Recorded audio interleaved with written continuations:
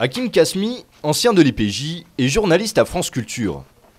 Grâce à des outils adaptés, ce non-voyant de naissance est autonome dans son travail. Ça, si vous voulez, moi c'est un rêve d'enfant. J'ai toujours rêvé de faire de la radio, en plus de travailler à Radio France.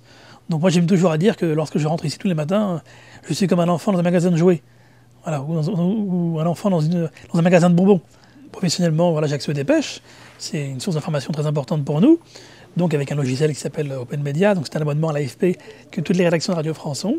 Et donc du coup, j'ai un logiciel vocal avec lequel je peux naviguer. J'ai le vocal pour lire les dépêches, mais aussi une bâche tactile pour lire en braille les dépêches. Du coup, j'ai un logiciel qui s'appelle Netia, et comme ça, quand je rentre de reportage, le but c'est d'être autonome à 100%.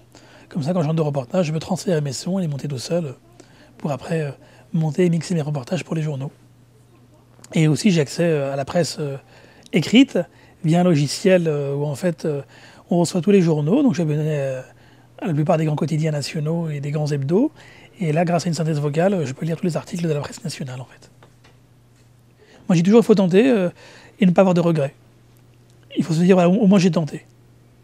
Et aller au-delà des préjugés. Mais ce qui est important, c'est avoir une bonne culture générale, ça c'est pareil pour tout le monde, même quand on voit. Mais surtout quand on ne voit pas, ce qui est important, c'est avoir une très bonne force de caractère, être fort mentalement et autonome. C'est vraiment les deux clés de la réussite.